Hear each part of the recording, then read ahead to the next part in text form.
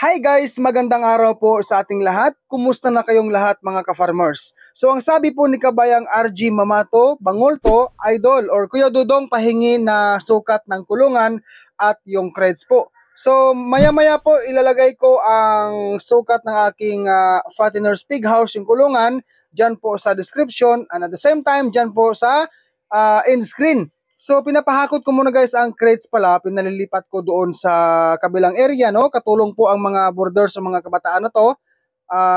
Dadalhin po sa akin pong kulungan area sa fattener's pig house ko. Kasi nga po, dito ko po guys susukatin ang fattener's crates na yan. Ayan guys.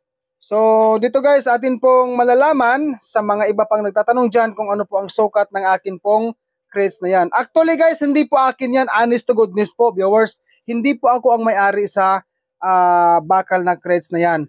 So pinahiram lang po yan sa aking kaibigan, no? Kasi hindi naman po ginagamit niya. Kaya ito na po guys, atin na pong alamin.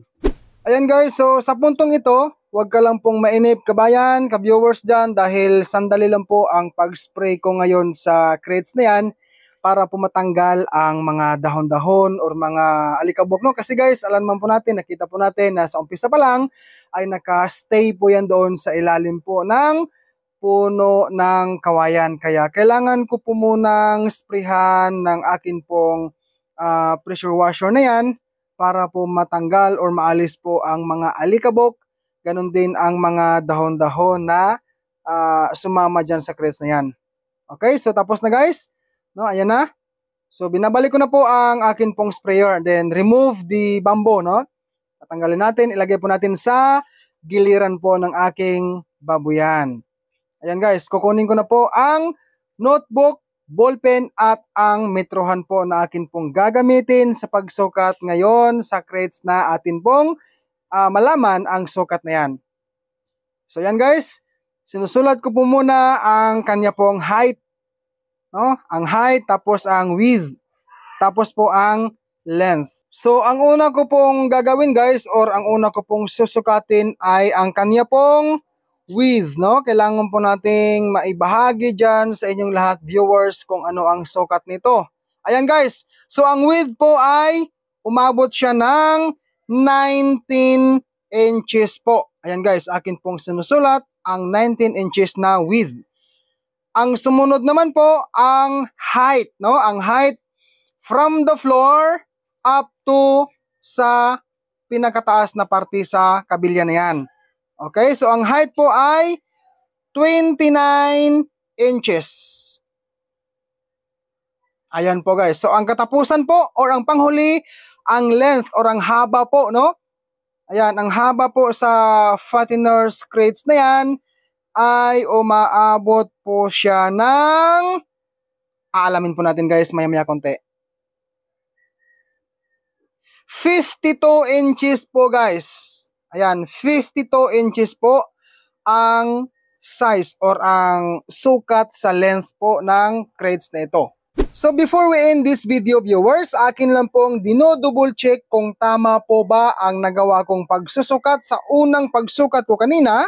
So ngayon guys ay kumpirmado, ang length po ay 52 inches, ang width po ay 19 inches at ang height naman po mula sa lupa or sa sahig papunta sa itaas po ay 29 inches po. Ayan, kumpirmado guys. Siya nga pala guys, bago ko makalimutang banggitin, ang sukat po sa fattener's crates na ito ay hindi po naaangkop ang size na yan kapag po mga barakong malalaki or mga baboy inahin na malalaki po ang ating ipapasok dyan. Okay, so shout out muna tayo kinakabayang Managat Tabay, kay kabayang GKTV watching from Iloilo at sa inyong lahat viewers, shout out po sa inyo. Yung size pala guys ng kabilya ay halo-halo guys, meron pong 10mm sa akin pong palagay, no? 10mm, tapos meron pong 9mm na hinalo sa may bandang pintuan dito at sa kabilang pintuan din. Tapos guys, meron din pong, ano bang tawag dito? Square bar. Ito guys. Okay? Then merong flat bar, no? Pinagmi-mix nila guys. And then ang sahig po ay kawayan lamang guys, no? Pero ang pinatungan po ng kawayan ay meron pong kabilya sa ilalim. Ito guys, oh. Yan, yung 10mm na kabilya. So ganyan lang ho guys ang kanila pong ginawa, no? Ang King's Vita Plus Animal Feed Supplement mabibili po sa Agrivet stores nationwide. Kung hindi ito available sa inyong lugar, maaari po kayo mag-direct order sa Shopee sa KBM Agrivet Lines. Pwede rin sa Facebook page ng King's Vita Plus Animal Feed Supplement. Link nila ay nasa description o pwede po kayo mag-text o tumawag sa kanilang cellphone number 0917-795-0220. Available po ang COD or cash on delivery. Ako po si Dudong Villaran ang nagsasabing maraming salamat po for watching this video. Subscribe and hit the bell ring for more upload. God bless po and peace out everyone.